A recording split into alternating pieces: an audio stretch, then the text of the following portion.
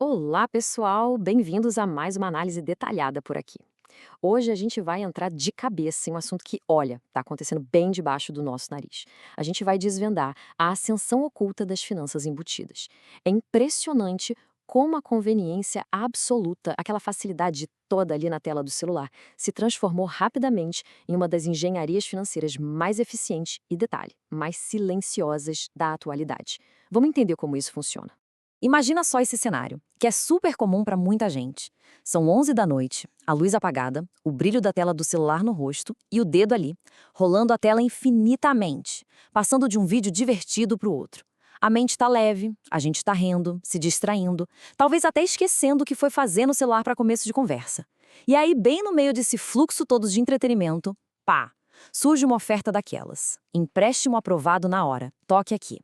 A grande pergunta que raramente a gente se faz é a seguinte: às 23 horas, no pico da dopamina, com a nossa guarda analítica totalmente baixa, é mesmo a hora certa para tomar uma decisão de R$ 5.000? O que muita gente nem imagina é que gigantes globais como o TikTok já têm até autorização do Banco Central do Brasil para operar como instituição financeira. Ou seja, a oferta de crédito pesado aparece exatamente quando o cérebro só quer saber de distração e não de calcular juros compostos, né? Então, para a gente entender a mecânica por trás de tudo isso, precisamos definir esse movimento global chamado Embedded Finance, ou, traduzindo para o bom português, finanças embutidas. Basicamente, isso acontece quando plataformas que não nasceram como bancos, tipo redes sociais ou aplicativos de entrega de comida, começam a colocar serviços financeiros direto ali dentro do próprio aplicativo deles. E é super importante a gente entender que essa integração silenciosa não é obra do acaso e muito menos um mero favor das plataformas. É uma estratégia de negócios muito, mas muito sofisticada. O objetivo principal? Manter as pessoas presas ali, consumindo dentro do mesmo ecossistema digital pelo maior tempo possível. E isso ilustra brilhantemente como a forma que a gente consome mudou de um jeito radical. Olha só a evolução dessa gigante. O Mercado Livre, lá no comecinho, era só para conectar quem queria vender e comprar itens usados. Hoje, ele abriu o Mercado Pago, que é um verdadeiro banco digital. A Shopee não entrega só produtos. Ela também oferece crédito parcelado com o ShopeePay. Tem até aplicativo de transporte, como a 99, oferecendo empréstimos embutidos através do 99Pay, bem na hora em que a gente está esperando o carro chegar. O resultado prático dessa mudança toda?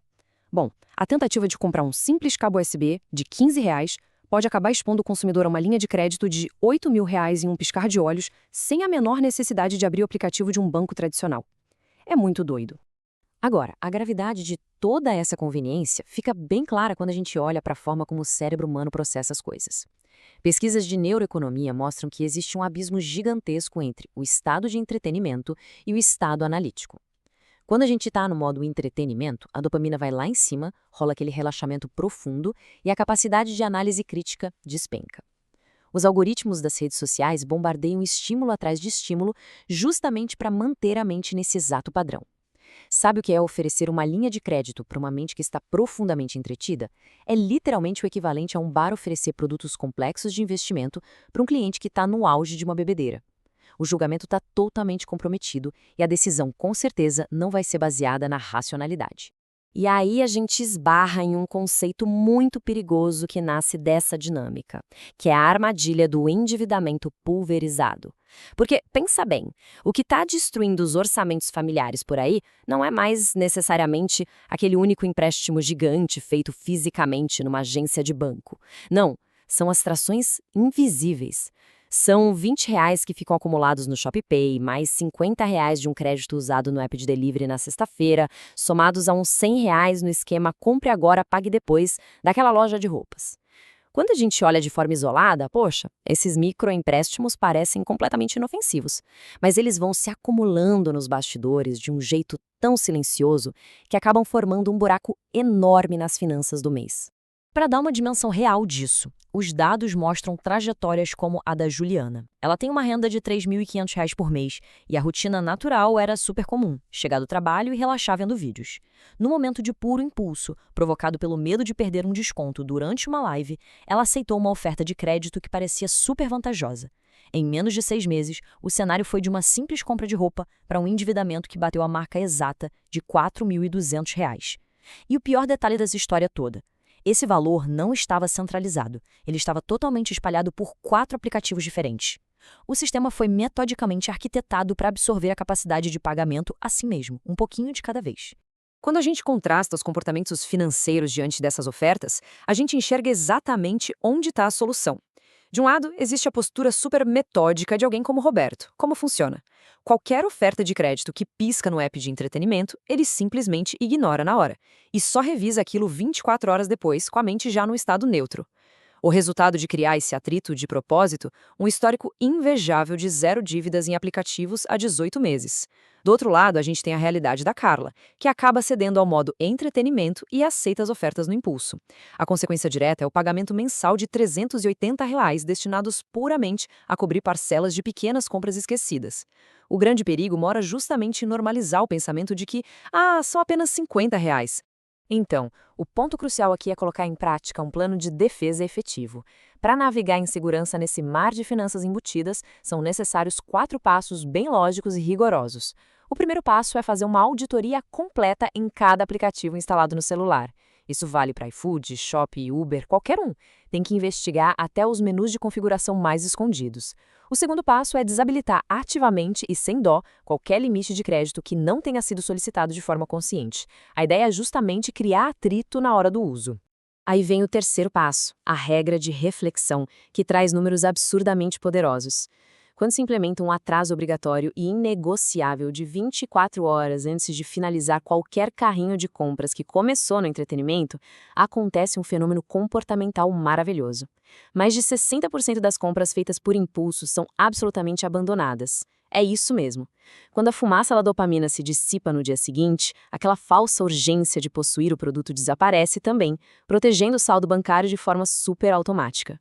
Vamos avançar para a etapa final dessa proteção, que é a obrigatoriedade da centralização. Porque, convenhamos, combater um inimigo invisível que está todo fragmentado em dezenas de senhas e pequenos saldos é impossível. A estratégia definitiva exige somar cada pequena dívida de aplicativo e registrar tudo em um único documento, seja numa folha de papel ou numa planilha. Ao forçar a união desses números bem na nossa frente, a percepção muda instantaneamente. Aqueles pequenos microempréstimos insignificantes revelam seu verdadeiro e pesado impacto, trazendo a mente de volta para a dura e fundamental realidade matemática.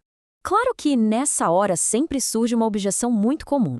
Ué, mas não é verdade que o crédito dentro desses apps às vezes tem taxas menores que a de um cartão de crédito tradicional? Sim, se formos olhar puramente para a matemática, isso pode acontecer. Só que o verdadeiro problema ultrapassa a taxa de juros. O problema central é o contexto psicológico da decisão. Ter acesso a um crédito mais barato quando aceito no momento em que a mente está distraída e a compra nem foi planejada, continua resultando em algo bem doloroso, o acúmulo de uma dívida completamente desnecessária. O crédito, por mais barato que seja, sempre vai custar caro se financiar algo irrelevante.